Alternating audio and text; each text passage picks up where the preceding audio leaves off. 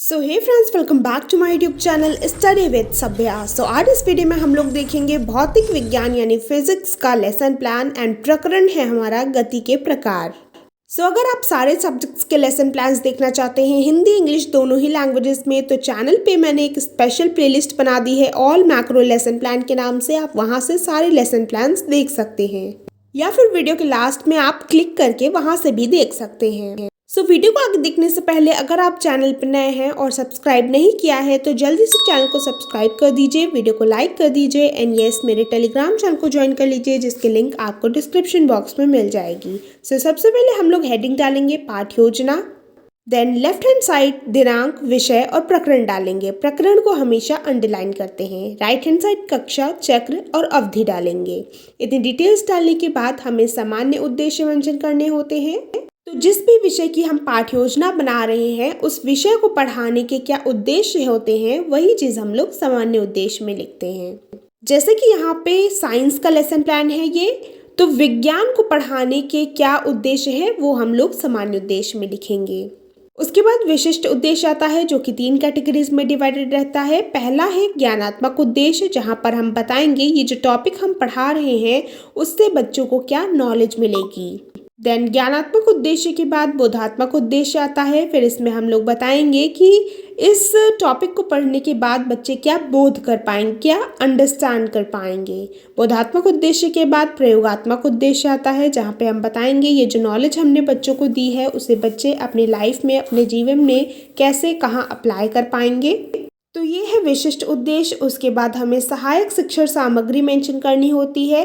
तो आप यहाँ पे वास्तविक कोई प्रक्रिया कर सकते हैं, वास्तविक चीज़ें दिखा सकते हैं बच्चों को, चार्ट फ्लैश कार्ड मॉडल कुछ भी यूज़ कर सकते हैं। उसके बाद पूर्व विज्ञान मेंशन करना होता है और इसी पूर्व विज्ञान के ऊपर बेस्ड हमें प्रस्तावना प्रश्न बनाने होते हैं।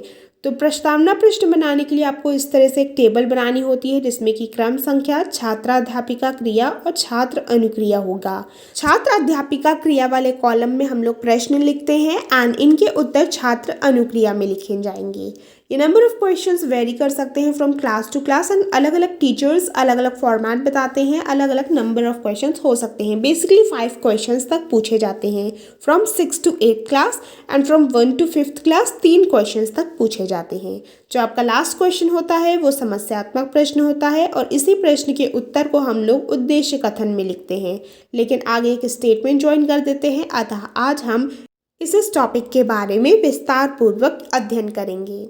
देन इसके बाद आ जाता है हमें बनाना होता है प्रस्तुतिकरण टेबल, जहाँ पे टोटल 7 पॉइंट्स होते हैं। ये 4 पॉइंट्स एक पेज में होते हैं, बाकी के 3 पॉइंट्स इसके जस्ट सामने वाले पेज में होते हैं।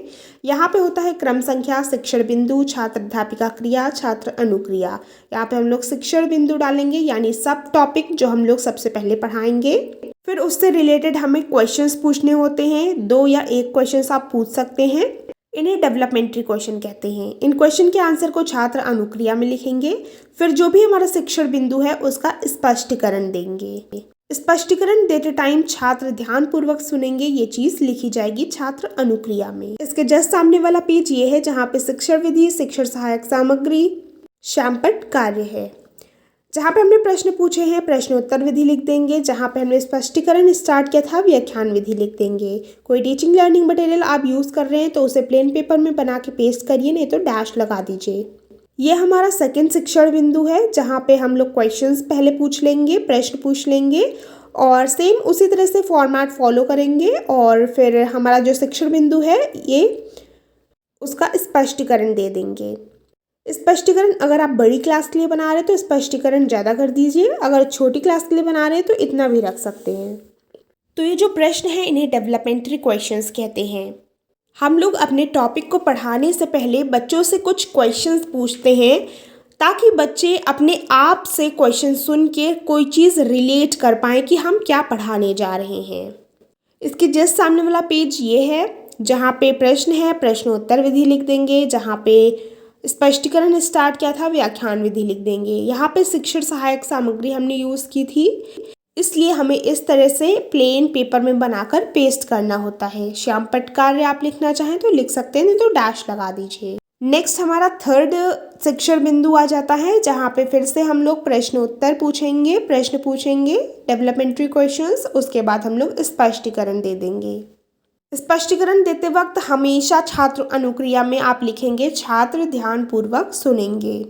ये जो ऊपर 2 प्रश्न लिखे हैं, ज़रूरी नहीं है 2, यहाँ पे एक प्रश्न भी हो सकता है, वो आप अपने टीचर्स से कंफर्म कर सकते हैं। अगर छोटी क्लास के लिए जैसे 1 to 5th क्लास के लिए बना रहे तो 1 क्वेश्चन रख सकते हैं, 6 to 8th के लिए बना रहे तो 2 रख सकते हैं। फिर से वही हमें फॉर्मेट फॉलो करना है, जहाँ पे हमने प्रश्न पूछे थे शिक्षण विधि में वहाँ सामने प्रश्नोत्तर विधि लिख देंगे, और जहाँ पे स्पष्टीकरण स्टार्ट किया था व्याख्यान विधि लिख देंगे। इसके बाद हमें बोधात्मक प्रश्न पूछने होते हैं। बोधात्मक प्रश्न जितना भी ज्ञान अभी तक हमने दिया है बच्चों को, उन्हीं से रिलेटेड क्वेश्चंस होने चाहिए। जितनी भी नॉलेज हमने दी है उनसे रिलेटेड क्वेश्चंस होने चाहिए बोधात्मक प्रश्न में। एंड इन क्वेश्चंस के जो आंसर होते हैं वो श्यामपट्ट सारांश में हम लोग लिखते हैं। इस तरह से ब्लैक चार्ट पेपर आपको चिपकाना होता है, देन उस पर सिल्वर पेन से लिखना होता है। पाठ योजना के स्टार्टिंग में जैसे आपने डिटेल्स डाली थी, दिनांक, विषय, प्रकरण, कक्षा चक्र, अवधि, वही सेम यहाँ पे भी डालनी होती है। देन सीरियल वाइज आंसर्स लिखने होते हैं। इस चार्ट पेपर का साइज बेसिकली 5/6 इंच होता है, यानी अप्रॉक्सीमेट 11 और 12/15 सेंटीमीटर। तो जब आप टीचिंग करते हैं तो ये आंसर्स आपको रियल में ब्लैक बोर्ड में लिखने होते हैं, एंड फिर आप बच्चों से बोलेंगे कि इन आंसर्स को अपनी कॉपी में नोट डाउन कर लीजिए। वही चीज़ यहाँ निरीक्षण कार्य में लिखा गया है स्टेटमेंट में। निरीक्षण कार्य के बाद पुनरावृत्ति प्रश्न पूछने होते हैं, जो कि match the following, true false, fill in the blanks, tick the correct answer. इनके फॉर्मेट में 5 क्वेश्चंस होते हैं, जैसे कि आप यहाँ देख सकते हैं। रिक्त स्थान भरिए, ये प्रश्न है।